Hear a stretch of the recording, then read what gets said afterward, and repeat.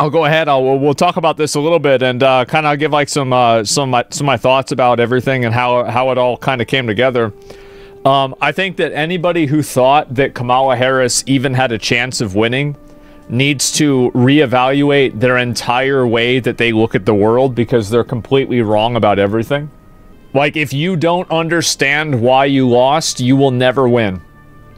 And, you know, if that's what you want to do, that's fine. But you just have to accept that you will never win. You are never going to win by guilt tripping with emotional blackmail, by insulting the people that you need to vote for you. You're not going to win by calling them rapists or racists or hating women or anything like that. Doesn't work. And it's becoming less effective every single year. And I think this strategy of like bullying people and emotionally blackmailing people into voting for you, it gets weaker every single year. And I think that they expected that to carry them. But identity politics are a double-edged sword. Because all the people that they were thinking hopefully will vote on Kamala Harris because she's non-white, she's a woman, there were also people that voted against her because she was non-white and because she was a woman. Stop playing identity politics. Bringing that shit up all the time, focusing on that, saying that Latino voters need to vote because of illegal immigration. These are American citizens. They're not Latino, they're Americans. And when you treat them like their race, I think many of them get a little offended. The same thing with black people. I've been seeing so many tweets mad at black people and black men for voting for Donald Trump. Keep insulting them. I'm sure if you do that enough, then finally they'll vote for you. Drop the race crap. The biggest and most contentious thing were like the really fringe issue, like you know, like women competing, or sorry, like biological men, like trans women competing in women's sports. This is a massively unpopular issue that the vast majority of the public disagrees with. But Democrats paid lip service to it, and they enabled this. This is insane. You set yourself up to lose. Whether you think this should happen or not, you should easily be able to look and see, I shouldn't do this if I want to get people to vote for me. And the problem with identity politics is that they are accessible to everyone. So when you play identity politics that are distorted so much that the average person thinks that you have completely left the realm of reality, they're not going to vote for you. And that's it. Mainstream bias? Yeah, exactly. They burn themselves up. No, that's what I'm saying. It's a vacation. It's not a vacation. I'm like giving them advice. I'm saying this is what's going to happen. Like, I'm not saying, like, I'm not giving my opinion on this. I'm saying, like, if you look at the opinion polls, like, if Trump had gone, like, if Trump had been pro-abortion and he had been like, we're going to make Roe versus Wade, like, federal law, I think that he would have won within probably the first hour or 2 hours of the election. It would have been probably one of the biggest blowouts that we've ever seen. It would have been a 350-plus blowout. Like, abortion is, like, the one thing that I think that they... Like, a lot of people, in the same way that, like, a lot of people don't support the, what do you call it? And everyone would say, yeah. And a lot of people, obviously, are pro-abortion, right? They are for allowing people to get abortions. Like, just overall, they are. It's the same as, like, people that are against, like, a lot of trans issues. Like, this is just simply, again, I'm not sharing my opinion. I'm saying this is what the data shows. So, I hope that Democrats do some soul-searching, and they realize that virtue signaling on social media doesn't win you elections, and maybe they can win an election again. Because right now, they're standing to lose literally everything. Trump is going to stack the Supreme Court that will hamstring any Democrat actions for the next generation. This is inevitable. Like, it's basically already happened. Yeah, that's just the way it is. And so I think that anybody who thought that Kamala Harris had any chance of winning needs to reevaluate the way they look at the world and the way that they see why people make decisions. Social media and mainstream media and celebrity culture and a lot of the things that are popular socially are basically lies, and there are other types of distortions or misleading behavior. It's like there's a lot of like internet politics things that people try to put into the real world that average people don't care about. The silent majority is spoken.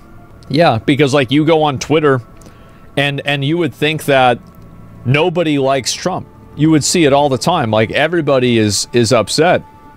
Do you think that's okay, the Supreme Court being completely partisan forever now? It doesn't matter whether it's okay or not.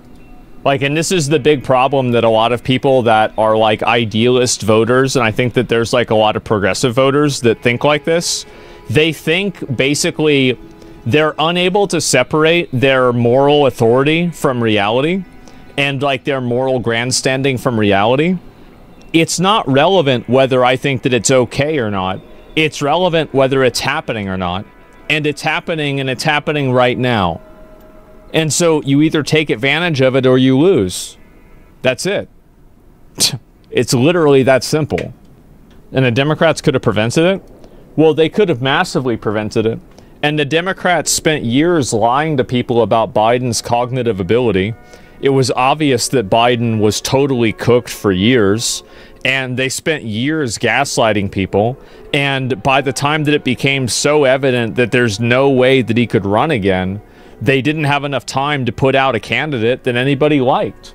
The truth is that nobody liked Kamala Harris. And when she ran for president back in 2020, she got knocked out of the primaries. Like, she was like one of the first people that got removed from the primary. Like, I'm talking like she had like 0 to 1% of the vote. Like, it was nothing. Like, she was the most unpopular person.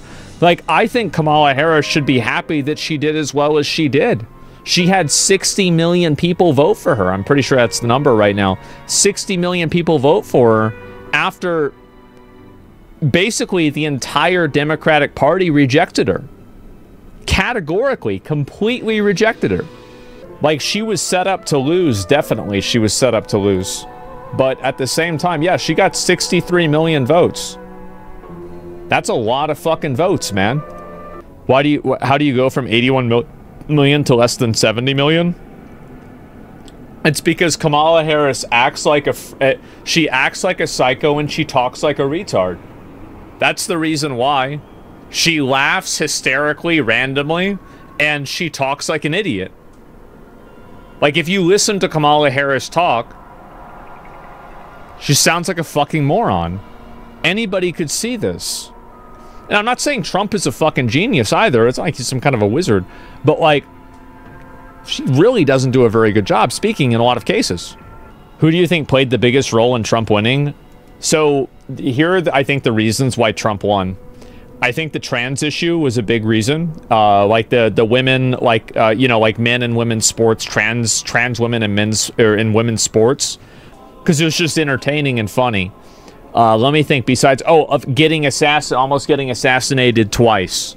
That was a massive thing that completely made a lot of people want to vote for Trump.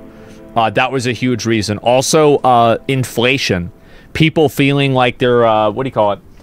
Like they're basically like shit sucks now, right? Like the amount of money and everything that people have, people feel like they have less money. That, in my opinion, is the main reason why Trump won.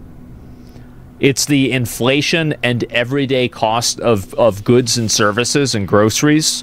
That is why Trump won. It's because, for better or for worse, people think Trump will solve that problem. Now, you might say he's not going to. He's going to make it worse. You could be right. But people thought that he did, or that he would, and they voted for him because of that. Also, another reason is that Trump said things like, basically, well, like the Ukraine and the Palestine-Israel thing heated up during Biden's term. Like, it didn't happen during Trump. So because of that, people blame Biden and they say this wouldn't have happened under Trump. Now, whether that's true or not doesn't matter. And this is the problem that I think a lot of people have in politics, is that they think that their interpretation of an event is relevant to anybody else other than themselves. It's not. Nobody cares about how you interpret this event other than you do. We'll watch this one. This will be good. So the election between Donald Trump and Kamala Harris has not been called yet. We do not know who the winner is, but it is pointing in one direction. It is. It's not final, but I just wanted to say that America failed women tonight, primarily.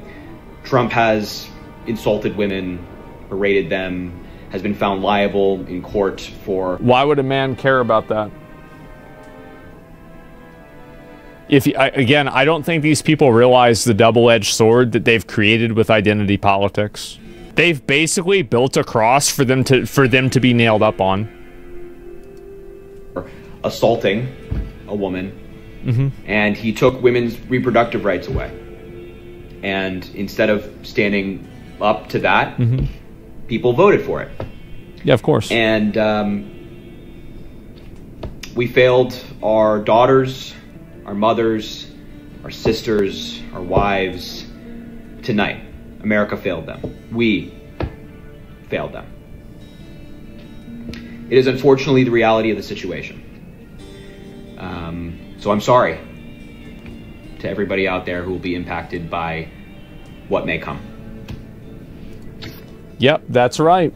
That's exactly what happened. So yes, guys, we have a lot of this to go.